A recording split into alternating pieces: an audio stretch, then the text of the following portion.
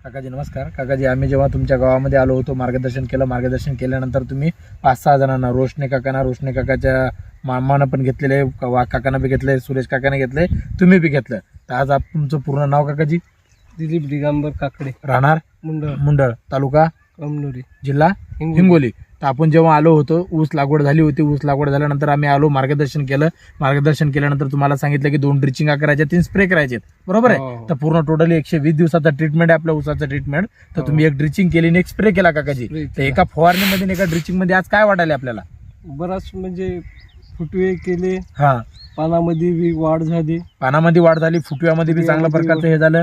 Variety Siddhagiri आहे पूर्ण, नाही काय नाही? सिद्धगिरी आहे टोटल. आपण जे वापरला आता इथून इकडे वापरलं, इथून इकडे वापरलेला प्लांट आहे, तिकडला न वापरलेला प्लांट आहे.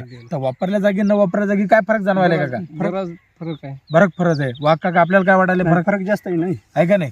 ऑलरेडी इथून इकडे आपल्याला पूर्ण वाढ एकसारखी दिसायली, म्हणजे पूर्ण प्लॅन मध्ये पूर्ण इथपर्यंत सेंड्यापर्यंत बघितलं आपण तर पूर्ण एकसारखं डेव्हलपमेंट आहे पूर्ण टोटली.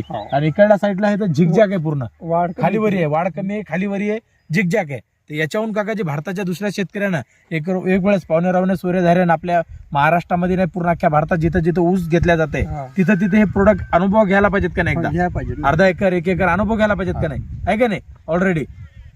धन्यवाद, थँक्यू.